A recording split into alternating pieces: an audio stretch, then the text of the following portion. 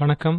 கல்வியாண்டு 2024 மற்றும் 2025, பருவம் 2, வகுப்பு 5, அறிவியல், அலகு 2, பாடத்தலைப்பு நீர், வினாவிடை 1 முதல் 30 முடிய, பார்ட் 1 வீடியோ. வினா எண் 1. எது இல்லாமல் இந்த உலகில் உயிரினங்கள் வாழ முடியாது? விடை நீர். வினா எண் 2. நீர் எங்கிருந்து கிடைக்கிறது? விடை மழை. வினா எண் 3. புவியின் மேற்பரப்பில் அதிக அளவில் காணப்படும் பொருள் எது? விடை நீர். வினா எண் 4. புவிப்பரப்பில் எத்தனை பங்கு நீர் காணப்படுகிறது? விடை 2/3 பங்கு. வினா எண் 5. நீர் ஆதாரங்களை குறிப்பிடுக. விடை ஆற்று நீர் மற்றும் ஏரி. ஏரி நீர், கடல் நீர், நிலத்தடி நீர், கிணற்று நீர், ஊற்று நீர். வினா எண் 6. மலைப்பகுதியில் நீர் எவ்வாறு காணப்படுகிறது? விடை பனி, பனிக்கட்டி அருவி. வினா எண் 7. வளிமண்டலத்தில் நீர் எவ்வாறு காணப்படுகிறது? விடை நீராவி, மேகங்கள். வினா எண் 8. நன்னீர் கிடைக்கும் நீர்நிலை எது? விடை ஆறு. வினா எண் 9. நன்னீர் செல்லக்கூடிய கால்வாய் அல்லது பாதையை எவ்வாறு குறிப்பிடப்படுகிறது? விடை ஆறு.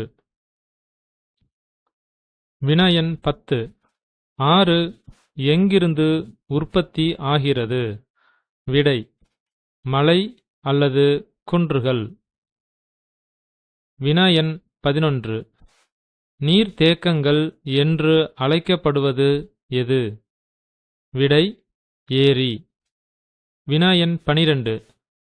நீர் நிரம்பிய செயற்கையான பெரிய பரப்பு எவ்வாறு அழைக்கப்படுகிறது?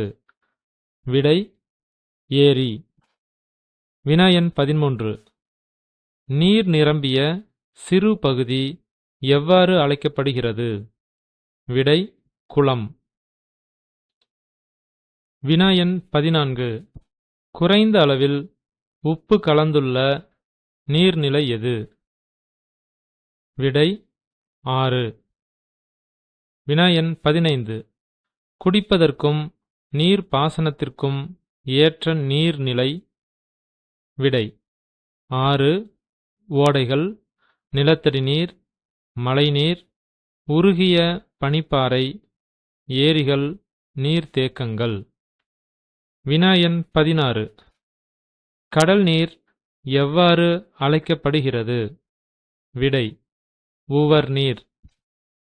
வினா எண் 17. கடல் நீர் எதற்கு ஏற்றதல்ல?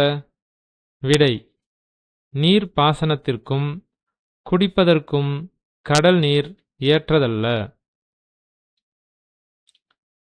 வினா எண் 18. கடல் நீர் என்ன தன்மை கொண்டது? விடை உப்புத்தன்மை. வினா எண் 19. கடல் நீரில் எவ்வளவு உப்புத்தன்மை உள்ளது? விடை 3.5% அல்லது 1035 பங்கு. அதாவது 1000 மில்லி லிட்டர் கடல் நீரில் 35 கிராம் உப்பு உள்ளது. வினா எண் 20. கடல் நீரில் காணப்படும் உப்பின் பெயர் என்ன? விடை சோடியம் குளோரைடு. வினா எண் 21. கடல் நீர் உவர் நீர் என ஏன் அழைக்கப்படுகிறது? விடை கடல் நீரில் அதிகளவு தாது உப்புக்கள் கரைந்துள்ளதால் அது உவர் நீர் என்று அழைக்கப்படுகிறது. வினா எண் 22. நிலத்தடி நீர் வரையறு. விடை: மழை நீரானது மண்ணால் உறிஞ்சப்பட்டு பலவகை மண் அடுக்குகளின் வழியே கீழே ஊடுருவிச் சென்று கடினமான பாறை பகுதியை அடைந்து அங்கு ஒரு நீர்த்தேக்கத்தை உருவாக்குகிறது. இந்த நீர்த்தேக்கமே நிலத்தடி நீர் ஆகும். வினா எண் 23. நிலத்தடி நீரில் கரைந்துள்ள தாது உப்புகள் எவை? விடை: கரையக்கூடிய கால்சியம் மற்றும் மெக்னீசியம். வினா எண் 24. நிலத்தடி நீரை மனிதர்கள் எவ்வாறு பயன்படுத்துகின்றனர்? விடை: கிணறு மற்றும் ஊற்றுகள் வழியாக மனிதர்கள் பயன்படுத்துகின்றனர். வினா எண் 25.